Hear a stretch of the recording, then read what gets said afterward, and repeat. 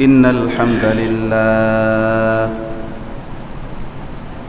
نحمده ونستعينه ونستغفره ونؤمن به ونتوكل عليه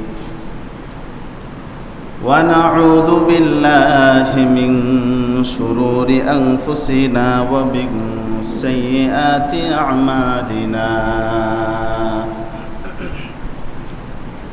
من يهده الله فلا مضل له ومن يضلله فلا هادي له ونشهد أن لا إله إلا الله وحده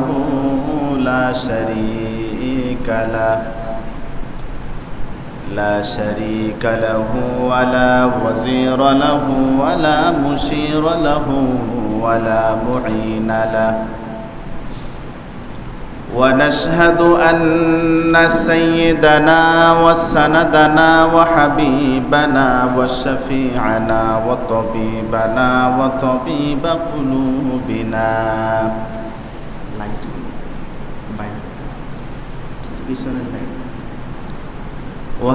وقلوب ربنا وأولانا ومولانا محمدا عبده ورسوله الذي أرسله الله تعالى كافة للناس بشيرا ونذيرا وداعيا إلى الله بإذنه وسراجا وقمرا منيرا عما بعد فأعوذ بالله من الشيطان الرجيم بسم الله الرحمن الرحيم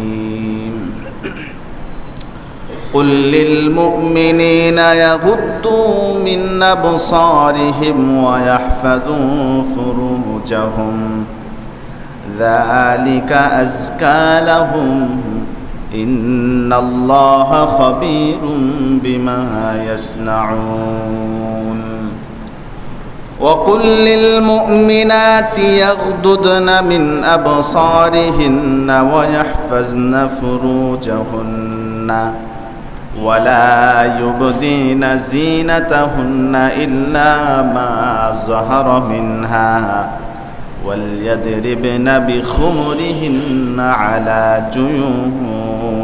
جيوبهن صدق الله العظيم وصدق رسوله النبي الأمي الكريم ونحن على ذلك لمن الشاهدين والشاكرين والذاكرين والحمد لله رب العالمين محبة شديد الشريك بري اللهم صل على سيدنا ومولانا محمد وعلى آله وأصحابه وبارك وسلم اللهم صل على روح محمد في الأرواح وصل على جسد محمد في الأجساد وصل على قبر محمد في القبور محبت شدے پوری اللهم صل على محمد وعلى آل محمد كما صليت على إبراهيم وعلى آل إبراهيم إنك حميد مجيد اللهم بارك على محمد وعلى آل محمد كما باركت على إبراهيم وعلى آل إبراهيم إنك حميد مجيد يا رب صل وسلم دائما أبدا على حبيبك خير الخلق كلهم بلاغ العلا كشف الدجى بجماله حسنت جميع خصاله صلوا عليه وآله उतर कर हिरा से सूए कौम आया और एक नुस्खा एक ही मोया साथ लाया बलागुल उला बिकमालिही कशफत दुजा बिजमालिही हसनत जमीअ खिसालिही सल्लु अलैहि व आलिहि सुब्हानक ला इल्म लना इल्ला मा अल्लमतना इन्नका अंतल अलीमुल हकीम सुब्हानक ला फहमत लना इल्ला मा अल्लमतना इन्नका अंतल अलीमुल हकीम আলহামদুলিল্লাহ আল্লাহ পাকের আলিশান দরবারে লাখো কোটি শুকরিয়া যে মহান রব্বুল ইজ্জত ওয়াল জালাল আমাদেরকে সুস্থ রেখে দুনিয়ার সমস্ত রকমের ব্যস্ততা থেকে ফারেক করে সমস্ত রকমের ঝামেলা থেকে মুক্ত করে রব্বে কারীম আমাদেরকে জুমআর নামাজ আদায় করবার জন্য তিনার পবিত্র ঘর মসজিদের মধ্যে এনে উপস্থিত করেছেন। সাথে সাথে কোরআন এবং হাদিস থেকে কিছু আলোচনা করা এবং শ্রবণ করবার জন্য সুযোগ করে দিয়েছেন। ওই মহান মালিকের দরবারে সকলে শুকরগুজার হই, সকলেই জবান খুলে বলি আলহামদুলিল্লাহ। আমিও আপনাদের সামনে মহাগ্রন্থ, শ্রেষ্ঠ গ্রন্থ কোরআনুল কারীমের দুটি আয়াতে কারিমা তেলাওয়াত করেছি। আল্লাহ সুবহানাহু ওয়া তাআলা যদি তৌফিক দান করেন, তিনার দয়া যদি শামিলে হাল হয়, পুরোটা সময় জুড়ে কোরআন এবং হাদিস থেকে আলোচনা করবার জন্য চেষ্টা করব। আল্লাহ তাআলা আমাদের সবাইকে আমলের নিয়তে শ্রবণ করার তৌফিক দান করুক বলি আমিন। মুহতারাম হাজিরিন, আমরা সকলেই জানি কোনো মানুষ যদি কোনো ফরজ ইবাদতকে অস্বীকার করে, অবজ্ঞা করে, ছোট করে দেখে, তার ঈমান থাকে না, ঠিক কি না? আমরা সকলেই জানি 5 ওয়াক্ত নামাজ পড়া আমাদের জন্য ফরজ, ঠিক না? রোজা রাখা আমাদের জন্য ফরজ, রমাদানের রোজা রাখা আমাদের জন্য অত্যাবশ্যকীয়। হজ পালন করা যাদের সাধ্য আছে, সামর্থ্য আছে, তাদের জন্য ফরজ। যাকাত দেওয়া আমাদের জন্য ফরজ। কিন্তু কোনো মানুষ যদি নামাজকে অস্বীকার করে, নামাজকে অবজ্ঞা করে, ছোট করে দেখে, বলে আমাদের নামাজ লাগবে না, পীরের কাছে মুরিদ হইলে আমরা জান্নাতে যাইতে পারবো, তাহলে বোঝা গেল সরাসরি সে যেন কোরআনকে অস্বীকার করলো। কথা বলেন ঠিক কিনা? নামাজ কোরআন শরীফের মধ্যে অসংখ্য জায়গায় আল্লাহ তাআলা নামাজের কথা বলেছেন। ওয়া আকিমুস সালাহ, সুস্পষ্টভাবে আল্লাহ তাআলা নামাজের বিধান বলে দিয়েছেন। কাজেই কোনো মানুষ যদি নামাজ অস্বীকার করে, বলে বাবার কাছে মুরিদ হইলে নামাজ লাগে না, এমন কোনো মানুষ যদি বিশ্বাস করে, তার ঈমান থাকতে পারে না। কথা বলেন ঠিক কিনা? তাহলে বোঝা গেল নামাজকে অস্বীকার করলে তার ঈমান থাকে না, রোজাকে অস্বীকার করলে তার ঈমান থাকে না, যাকাতকে অস্বীকার করলে তার ঈমান থাকে না। রমাদানের রোজাকে কোনো মানুষ যদি ছোট করে দেখে, অস্বীকার করে, অবজ্ঞা করে, তার ঈমান থাকে না। ঠিক তদ্রূপভাবে যাকাতকে কোনো মানুষ যদি অস্বীকার করে, অবজ্ঞা করে, ছোট করে দেখে, দিলে দিলাম, না দিলে না দিলাম, এমন যদি কোনো মানুষ মনে করে, ছোট করে দেখে, অস্বীকার করে, তার নামটাও মুসলমানের খাতায় থাকতে পারে না, তার নামটা মুসলমানের খাতা থেকে কাটা পড়ে যায়। কথা বলেন ঠিক কিনা? মুহতারাম হাজিরিন, ঠিক তদ্রূপভাবে নামাজ যেমন কোরআনে বর্ণিত একটা বিধান, রোজা যেরকম ভাবে কোরআনে বর্ণিত একটা বিধান, যাকাত যেরকম ভাবে কোরআনে বর্ণিত একটা বিধান, হজ যেরকম ভাবে কোরআনে বর্ণিত একটা ফরজ বিধান, ঠিক তদ্রূপ ভাবেও পর্দা করাও কোরআনে বর্ণিত একটা ফরজ বিধান। সুবহানাল্লাহ। পর্দা করা সুন্নত নফল কোন ইবাদত নয়, পর্দা করা একটা জরুরি ফরজ একটা ইবাদত। কিন্তু আমরা অনেকে পর্দাকে ছোট করে দেখি, পর্দা করতেই চাই না। কথা বলেন ঠিক কিনা? আবার অনেকে মনে করে পর্দা শুধু মহিলাদের জন্য, পুরুষ মানুষ আবার কিসের পর্দা করবে, ঠিক না? অনেকের ধারণা এমন যে পুরুষ মানুষ আবার কিসের পর্দা করবে, মহিলা মানুষ বোরকা পরবে, নেকাব পরবে, চশমা পরবে, রাস্তা দিয়ে প্যাকেটিং হয়ে ঘুরবে, পুরুষ মানুষ আবার কিসের পর্দা করবে, ঠিক না? কিন্তু শরীয়ত এটা বলে নাই। শরীয়ত বলেছে মহিলারাও যেরকম পর্দা করতে হবে, পুরুষদেরকেও সেরকম পর্দা করতে হবে। সুবহানাল্লাহ। আসুন আজকে আমরা কোরআন থেকে পর্দার গুরুত্ব এবং তাৎপর্য সরাসরি কোরআন থেকে জেনে নেই ইনশাআল্লাহ তাআলা।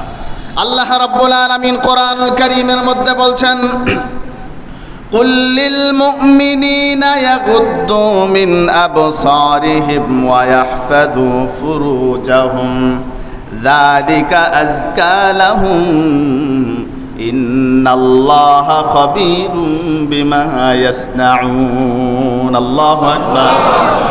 আল্লাহ রাব্বুল আলামিন তিনার হাবিব জনাবে মুহাম্মদুর রাসূলুল্লাহ সাল্লাল্লাহু আলাইহি ওয়াসাল্লামকে ডেকে বলেন, বন্ধু কুল্লিল মুমিনিন, আপনি আপনার উম্মতের পুরুষদেরকে বলে দিন, আপনার উম্মতের পুরুষদেরকে আপনি জানিয়ে দিন, কুল্লিল মুমিনিনা ইয়াগুদ্দু মিন আবসারিহিম, এক নম্বর তারা যেন তাদের চক্ষুকে হেফাজত করে, গায়রে মাহরাম কোন নারীর দিকে যেন তারা না তাকায়। তাহলে বোঝা গেল পুরুষদের পর্দা করার জন্য এক নম্বর বিধান আল্লাহ রাব্বুল আলামিন দিয়ে দিলেন, ইয়াগুদ্দু মিন আবসারিহিম, ওরা যেন ওদের চক্ষুকে হেফাজত করে। দুই নম্বর আল্লাহ রাব্বুল আলামিন বলেন, ওয়া ইয়াহফাযু ফুরুজাহুম, ওরা যেন ওদের লজ্জাস্থানকে হেফাজত করে, ওরা যেন অপাত্রে ওদের লজ্জাস্থান ব্যবহার না করে। যালিকা আযকা লাহুম, রব্বে কারীম বলেন আমি তাদেরকে এই দুইটা বিধান দিয়ে দিলাম, পুরুষদের জন্য দুইটা পর্দার বিধান আমি আল্লাহ তাদের উপরে দিয়ে দিলাম। এক নম্বর ওরা ওদের চক্ষুকে হেফাজত করবে, দুই নম্বর ওরা ওদের লজ্জাস্থানকে হেফাজত করবে। রব্বে কারীম বলেন যালিকা আযকা লাহুম, এটা তাদের জন্য সফলতার মহাপবিত্র ব্যবস্থাপত্র, এটা তাদের জান্নাতে যাওয়ার মহাপবিত্র ব্যবস্থাপত্র, এটা তাদের কামিয়াবির মহাপবিত্র ব্যবস্থাপত্র। আল্লাহ রাব্বুল আলামিন বলেন যদি কোনো মানুষ তাদের চক্ষুকে হেফাজত করে, লজ্জাস্থানকে হেফাজত করে, আল্লাহ বলেন এটা তাদের দুনিয়া ও আখিরাত সাজাবার মহাপবিত্র ব্যবস্থাপত্র। সুবহানাল্লাহ।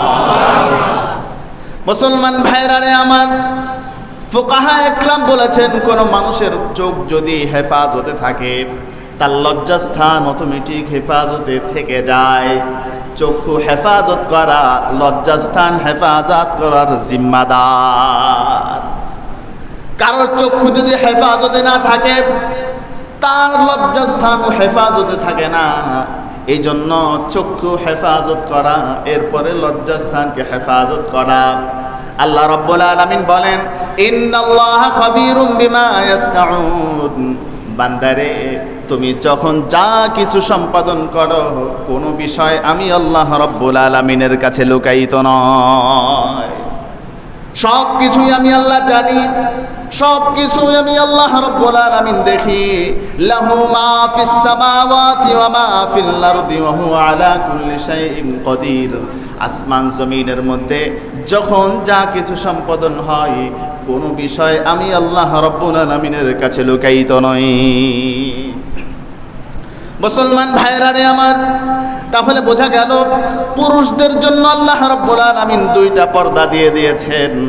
এক নম্বর পর্দা ওরা ওদের চক্ষুকে হেফাজত করবে, দুই নম্বর, ওরা ওদের লজ্জাস্থানকে হেফাজত করবে। অপর আয়াতে আল্লাহ তাআলা তিনার হাবিবকে জানিয়ে দেন, ওয়া কুল্লিল মুমিনাতি ইয়াগুদুদনা মিন আবসারিহিন্না ওয়া ইয়াহফাযনা ফুরুজাহুন্না ওয়া লা ইউবদিনা যিনাতাহুন্না ইল্লা মা যাহারা মিনহা ওয়ালইয়াদরিবনা বিখুমুরিহিন্না আলা জুয়ুবিহিন্না। নারীদের ব্যাপারে আল্লাহ রাব্বুল আলামিন কোরআনুল কারীমের মধ্যে বলেন, ওয়া কুল্লিল মুমিনাত, ও আমার বন্ধু, আমার হাবিব, আপনি আপনার উম্মতের নারী সম্প্রদায়কে বলে দিন, ওয়া কুল্লিল মুমিনাতি ইয়াগুদ্দুদনা মিন আবসারিহিন্না, ওরাও যেন ওদের চক্ষুকে হেফাজত করে। তাহলে বোঝা গেল, একজন পুরুষ যেরকম ভাবে কোন নারীর দিকে তাকাইতে পারবে না, তাদের চেহারা দেখতে পারবে না, ঠিক তদ্রুপ ভাবে একজন নারীও কোনো পুরুষের দিকে তাকাইতে পারবে না। বোঝা গেল, কোন পুরুষ যেরকম ভাবে কোন নারীকে দেখতে পারবে না, ঠিক তদ্রুপ ভাবে একজন নারীও একজন পুরুষকে দেখতে পারবে না। কার বিধান? আল্লাহ রাব্বুল আলামিনের বিধান। আল্লাহ বলেন, পুরুষও তোমাকে দেখতে পারবে না, তুমিও পুরুষকে দেখতে পারবে না। কিন্তু আজকে আমাদের মা বোনেরা মনে করেন পুরুষ মানুষ আমাদেরকে দেখতে পারবে না, কিন্তু আমরা পুরুষদেরকে ঠিকই দেখতে পারবো, ঠিক না? আজকে মার্কেটের মধ্যে যাইবেন, দেখবেন মেয়েরা কত সুন্দর করে বুরকা পরে, নেকআপ পরে, চশমা পরে, এরপরে দোকানদারের সাথে গল্প করে, ঠিক না? সে মনে করতেছে আমাকে তো দেখতেছে না, আমি দেখতেছি তো কি হয়েছে। আমার মা বোনেরা জানে না কোরআনের বিধান, একজন পুরুষ যেরকম ভাবে একজন নারীকে দেখতে পারবে না, ঠিক তদ্রুপ ভাবে একজন নারীও একজন পুরুষের দিকে তাকাইতে পারবে না। সরাসরি আল্লাহ কোরআনে বলেছেন, ওয়া কুল্লিল মুমিনাত ইয়াগুদুদনা মিন আবসারিহিন্না, খবরদার কোন পুরুষের দিকে তুমি তাকাইতে পারবে না। যাদের সাথে দেখা দেওয়া তোমার জন্য হারাম, তাদের চেহারার দিকে তাকানো তোমার জন্য হারাম। তাহলে বোঝা গেল, এক নম্বর বিধান নারীদের জন্য আল্লাহ রাব্বুল আলামিন বলে দিলেন, ওয়া কুল্লিল মুমিনাতি ইয়াগুদুদনা মিন আবসারিহিন্না, ওরাও যেন ওদের চক্ষুকে হেফাজত করে। ওয়া ইয়াহফাযনা ফুরুজাহুন্না, দুই নম্বর আল্লাহ রাব্বুল আলামিন বলেন, ওরাও যেন ওদের লজ্জাস্থানকে হেফাজত করে, ওরা যেন অপাত্রে ওদের লজ্জাস্থানকে ব্যবহার না করে। তিন নম্বর, ওয়ালা ইউবদিনা যিনাতাহুন্না, আল্লাহ রাব্বুল আলামিন বলেন, ওয়ালা ইউবদিনা যিনাতাহুন্না, তোমরা তোমাদের সৌন্দর্যকে ওপেন করো না, তোমাদের সৌন্দর্যকে গোপন রাখো, তোমাদের সৌন্দর্যকে গোপন রাখো, পরপুরুষকে দেখাইও না। আল্লাহ রাব্বুল আলামিন তাহলে নারীদেরকে তিনটা পর্দার কথা বললেন। এক নম্বর চক্ষু হেফাজত করা, দুই নম্বর তাদের লজ্জাস্থানকে হেফাজত করা, তিন নম্বর পর্দা হলো শরীরের সৌন্দর্যকে গোপন রাখা। কোরআন বলেছে সৌন্দর্য গোপন রাখবার জন্য, আল্লাহ বললেন, কোরআন বললেন, শরীয়ত বললেন সৌন্দর্য গোপন রাখবার জন্য। এই সৌন্দর্য গোপন রাখার জন্য যদি মার্কেটের সবচেয়ে নিম্ন মানের কাপড় দিয়েও যদি সৌন্দর্য গোপন রাখা যায়, শরীয়ত বলছে এটার নাম পর্দা। সালার চট পরেও যদি সৌন্দর্য গোপন রাখা যায়, ইসলাম বলে এটার নাম পর্দা। মার্কেটের সবচেয়ে কম দামের কাপড় পরেও যদি সৌন্দর্য গোপন রাখা যায়, কোরআন বলছে এটার নাম পর্দা। আল্লাহ বলছেন এটার নাম পর্দা, শরীয়ত বলছে এটার নাম পর্দা। আর সৌদি আরবের উন্নত মানের বোরকা পরেও যদি সৌন্দর্য গোপন না হয়, ওপেন হয়, ইসলাম বলে তুমি পর্দা করো নাই, তুমি ফ্যাশন করেছ। বোঝা গেল, মিশরের, ওমানের, আরব কান্ট্রির উন্নত মানের বুরকা পরার পরেও যদি সৌন্দর্য ওপেন হয়, গোপন না হয়, কোরআন বলে ও বোন তুমি পর্দা করো নাই, তুমি যেন বুরকা পরেও ফ্যাশন করেছ। শরীয়তের মূল বিষয় হচ্ছে সৌন্দর্য গোপন রাখা। সবচেয়ে নিম্নমানের কাপড় পরেও যদি সৌন্দর্য গোপন করা যায়, কোরআন বলে এটার নাম পর্দা, শরীয়ত বলে এটার নাম পর্দা, আল্লাহ বলেন এটার নাম পর্দা। আর উন্নত মানের কাপড় পরেও যদি গোপন না রাখা যায়, ইসলাম বলে এটার নাম পর্দা না, এটার নাম ফ্যাশন। দেখেন শয়তান আমাদেরকে কিভাবে ধোঁকা দিয়েছে। আমাদের মা বোনদেরকে শয়তান দুইভাবে ধোঁকা দিয়েছে। কাউকে শয়তান উলঙ্গ করে ধোঁকা দিয়েছে, আবার কাউকে বোরকা পরাইয়া ধোঁকা দিয়েছে। মডেলিং জগতের অসভ্য নর্তকীদেরকে এমনভাবে ধোঁকা দিয়েছে যে ধোঁকা দিতে দিতে তাদেরকে এমন একটা পর্যায়ে নিয়ে গিয়েছে যে রাস্তার মধ্য দিয়ে হাফ প্যান্ট পরে ঘুরে, এরপরেও তাদের কোনো লজ্জা লাগে না। কথা বলেন ঠিক কিনা?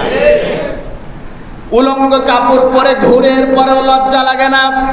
শয়তান তাদেরকে এত পরিমাণ ধোঁকা দিয়েছে, তাদেরকে ঈমানের রাস্তার উপর থেকে দূরে সরিয়ে দিয়েছে। তার কারণ আল হায়া ও শুরবাতুম মিনাল ঈমান, লজ্জা ঈমানের একটা অঙ্গ, কিন্তু তাদের মধ্য থেকে লজ্জা দূরে সরে গিয়েছে। বোঝা গেল ঈমানের রাস্তা থেকে তারা দূরে সরে গিয়েছে। আর আমাদের পর্দানসীন মা বোনদেরকে শয়তান কিভাবে ধোঁকা দিয়েছে দেখেন, এমন জিগজাগ বোরকা পরাইয়া দিয়েছে যে বোরকা পরলে শরীয়তের পর্দা হয় না, যেই বোরকা পরলে ফ্যাশন হয়। কথা বলেন ঠিক কিনা? এমন বোরকা পরাইয়া দিছে যেই বোরকা পরলে শরীয়তের পর্দা হয় না, যেই বোরকা পরলে ফ্যাশন হয়। কিন্তু শরীয়তের মূলনীতি হলো তোমার সৌন্দর্যকে গোপন করো, কিন্তু বোরকা পরেও আজকে সৌন্দর্য গোপন করে না, সৌন্দর্য আর ওপেন করে। কথা বলেন ঠিক কিনা? আজকে এমন বোরকা বানায় মাজার মধ্যে বেল লাগায়, ঠিক না? হাতার মধ্যে আবার কুচি লাগায়, এমন টাইট ফিট বোরকা বানায় যে বোরকা বর্তমানে একটা বড় ফিতনা হয়ে দাঁড়িয়েছে। কথা বলেন ঠিক কিনা? আজকে মুসলমান সমাজের জন্য সৌদি আরব, দুবাই, কাতার এগুলো আইডল নয়। মুসলমানদের অনুকরণীয় আদর্শ বর্তমান সৌদি আরব, দুবাই, কাতার নয়। বর্তমান বিশ্বের মুসলমানদের আইডল হচ্ছে আফগানিস্তান। কথা বলেন ঠিক কিনা? কারণ আফগানিস্তানের মধ্যে ইসলামী শাসন ব্যবস্থা প্রতিষ্ঠিত রয়েছে, কোরআনের শাসন ব্যবস্থা প্রতিষ্ঠিত রয়েছে, আল্লাহর হুকুম প্রতিষ্ঠিত রয়েছে। সেখানের মা বোনেরা যেমন বোরকা পরেন, সেটাই হচ্ছে আমাদের মা বোনদের জন্য আদর্শ। কথা বলেন ঠিক কিনা? সেখানের মা বোনেরা এমন বোরকা পরেন, ঢিলা ঢালা বোরকা, যেগুলো পরার পরে শরীরের উঁচা নিচা কিছু বোঝা যায় না, ঠিক না? কিন্তু এখনকার আমাদের মা বোনেরা এমন মডেলিং বোরকা বানায় যে পুঁতি দেওয়া, ঝিকঝাক করে, এরকম লাল নীল রঙিন বাতি জ্বলে, কত রকমের বোরকা বের হয়েছে। যে বোরকা পরলে শরীয়তের পর্দা হয় না, যে বোরকা পরলে আরো মডেলিং হয়। কথা বলেন ঠিক কিনা? বর্তমান বোরকা একটা বড় ফিতনা হয়ে দাঁড়িয়েছে। বোরকা পরে বড় বড় ফিতনা সংগঠিত হচ্ছে। আজকে মডেলিং জগতের নর্তকীরা পর্যন্ত বোরকা পরতেছে। কথা বলেন ঠিক কিনা? কাজেই বোঝা গেল শুধু বোরকা পরলেন আরো বড় বুজুর্গি হয়ে গেলেন এমন নয়। শরীয়তের বোরকা হচ্ছে এমন যে ঢিলা ঢালা বোরকা হবে, পুরা শরীরটা ঢাকতে হবে। পুরা শরীর ঢাকলেন, চেহারাটা খুলে রাখলেন, আপনি শরীয়তের পর্দা করেন নাই। মুহতারাম হাজিরিন, রাসূল করিম সাল্লাল্লাহু আলাইহি ওয়াসাল্লাম বলেছেন, হুন্না কাসিয়াতুন আরিয়াত, কিয়ামতের আগে মানুষেরা, মহিলারা এমন কাপড় পরিধান করবে যে কাপড় পরিধান করবার পরেও তারা উলঙ্গ থাকবে। রাসূলুল্লাহ সাল্লাল্লাহু আলাইহি ওয়াসাল্লামের হাদিসের ব্যাখ্যায় মুফতি তকি উসমানী দামাত বারাকাতুহুমুল আলিয়া লিখেন, আখিরুজ জামানার মহিলারা 3 কারণে কাপড় পরে উলঙ্গ থাকবে। 1 নম্বর কারণ, আখিরুজ জামানার মেয়েরা এমন পাতলা কাপড় পরিধান করবে, এমন পাতলা কাপড় তারা পরিধান করবে যে কাপড় পরিধান করবার কারণে তাদের দেহের সব অঙ্গগুলো দেখা যায়। আখিরুজ জামানার মেয়েরা এমন পাতলা কাপড় পরিধান করবে যে কাপড়গুলো পরিধান করলে তাদের শরীরের সব কিছুই দেখা যায়। তারা মনে করে আমি কাপড় পরেছি, আমি পর্দা করতেছি। শরীয়ত বলে তুমি পর্দা করো নাই, কাপড় পরো নাই, তুমি যেন কাপড় পরে উলঙ্গ। হুন্না কাসিয়াতুন আরিয়াত, তুমি যেন কাপড় পরে উলঙ্গ আছো। রাসূল বলেন 2 নম্বর কারণ, কিয়ামতের আগে নারীরা এমন কাপড় পরিধান করবে যে কাপড় পরিধান করার কারণে সদর খোলা থাকবে। আজকে আমার মা বোনেরা শাড়ি কাপড় পরিধান করে, এই শাড়ি কাপড় পরিধান করবার কারণে তারা ব্লাউজ পরে, ব্লাউজ পরার কারণে তাদের হাত খোলা থাকে, পেট খোলা থাকে, ঘাড় খোলা থাকে, পেট খোলা থাকে। এই যে সতরগুলো খোলা থাকলো, তারা সুন্দর করে কাপড় মাথায় দিয়ে মেহমানের সামনে যায়, বিভিন্ন জায়গায় যায়।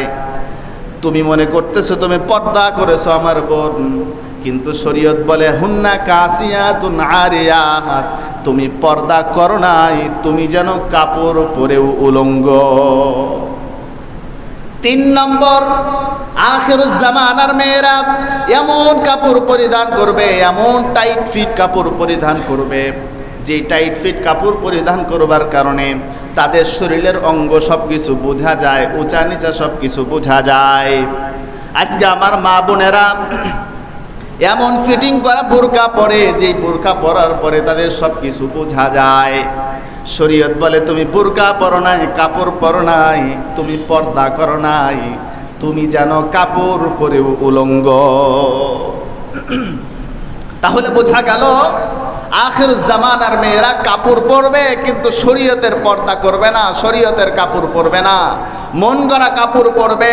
মন গড়া কাপড় পরবার কারণে তাদেরকে আল্লাহর রাসূল সাল্লাল্লাহু আলাইহি ওয়াসাল্লাম উলঙ্গ সাব্যস্ত করেছেন। কিয়ামতের ময়দানে এই উলঙ্গ নারীদেরকে আল্লাহ তাআলা উপর করে জাহান্নামের মধ্যে নিক্ষেপ করে দেবেন। মুসলমান ভাইরা রে আমার, আজকে আমরা অনেকে মনে করি শুধুমাত্র আমরা দেহের পর্দা করলেই চলবে, চেহারার পর্দা করা লাগবে না।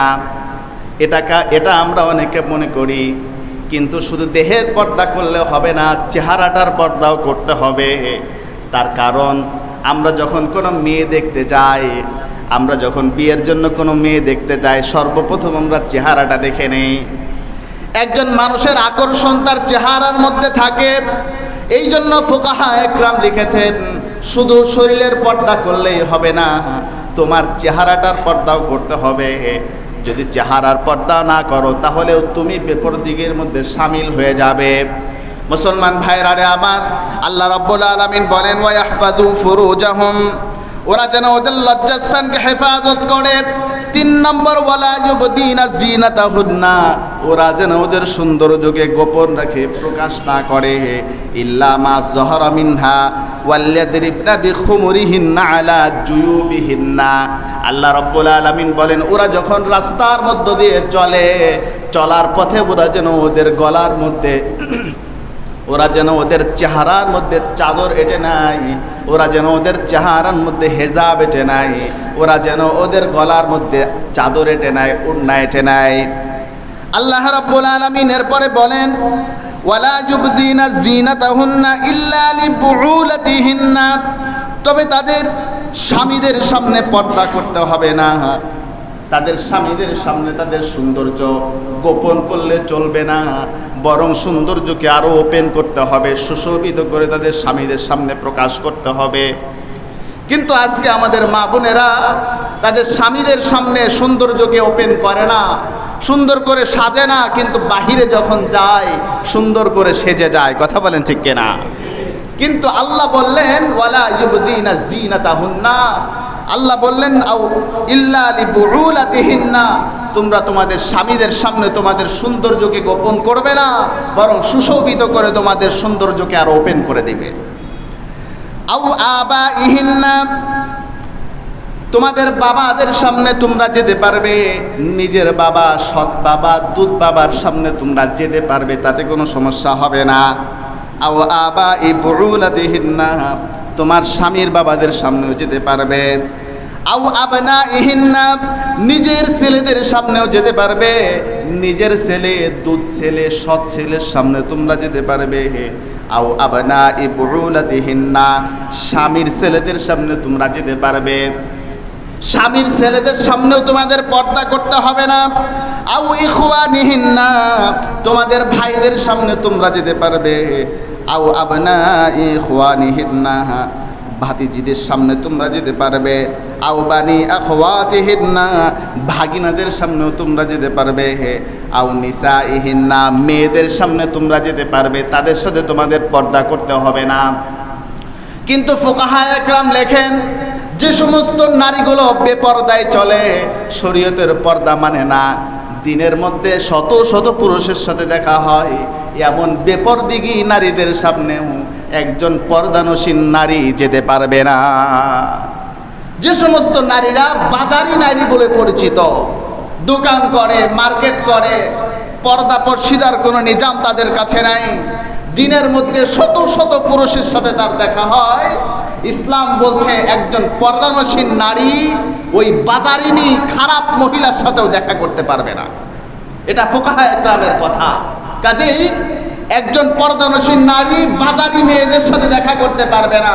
যারা দোকান করে, দিনের মধ্যে শত শত পুরুষের সাথে দেখা হয়, এমন নারীদের সাথেও তারা দেখা করতে পারবে না। কিন্তু একজন নারী আর একজন পর্দানসীন নারীদের সাথে দেখা করতে পারবে। আউমা মালাকাত আইমানুহুন্না আবিত্তাবিঈনা গায়রি উলিল ইরবাতি মিনার রিজাল। আল্লাহ তাআলা বলেন তোমাদের কৃতদাস গোলামদের সামনেও তোমরা যেতে পারবে। এরপরে আল্লাহ বলেন আবিত্তাবিঈনা গায়রি উলিল ইরবাতি মিনার রিজাল, অথবা এমন পুরুষদের সামনে তোমরা যেতে পারবে যাদের বয়স 80 বছর হয়ে গিয়েছে, যাদের বয়স 70 বছর হয়ে গিয়েছে, যাদের যৌন ক্ষমতা হ্রাস পেয়েছে, যাদের মধ্যে শাহওয়াত সম্পর্কিত কোনো বিষয় নেই, এমন পুরুষদের সামনে, বৃদ্ধদের সামনেও তোমরা যেতে পারবে, তাদের সাথে তোমাদের পর্দা করতে হবে না। এরপরে আল্লাহ রাব্বুল আলামিন বলেন আবিত্তিফলিল্লাযীনা লাম ইয়াজহারু আলা আওরাতিন নিসা, এমন ছোট্ট বাচ্চাদের সামনে তোমরা যেতে পারবে যারা শাহওয়াত সম্পর্কিত কোনো কিছু বুঝে না। 6 বছর বয়স হয়েছে, 5 বছর বয়স হয়েছে, 7 বছর বয়স হয়ে গিয়েছে, শরীয়তের পর্দার বিষয় তার উপরে আরোপিত হয় নাই, নারী সম্পর্কিত কোনো বিষয়ে সে বুঝে না, ছোট মানুষ, এমন ছোট বাচ্চাদের সাথে তোমাদের পর্দা করতে হবে না। ওয়ালা ইয়াদরিবনা বিআরজুলিহিন্না লিয়ুলামা মা ইউখফিনা মিন যিনাতিহিন্না। আল্লাহ রাব্বুল আলামিন বলেন নবী হে আপনি জানিয়ে দিন, শুধু এখানেই শেষ নয়, ওরা যখন রাস্তার মধ্য দিয়ে চলবে, ওরা যখন রাস্তা দিয়ে হেঁটে যাবে, রাস্তা দিয়ে যখন ওরা চলবে, ওরা যেন আস্তে চলে, জোরে যেন না চলে, যেন ওদের পায়ের নুপুরের আওয়াজ ভিন্ন কোনো পুরুষের কার পর্যন্ত যেন পৌঁছে না যায়। আল্লাহ রাব্বুল আলামিন এরপরে বলেন ওয়াতুবু ইলাল্লাহি জামিআন আইয়ুহাল মুমিনুন লাআল্লাকুম তুফলিহুন।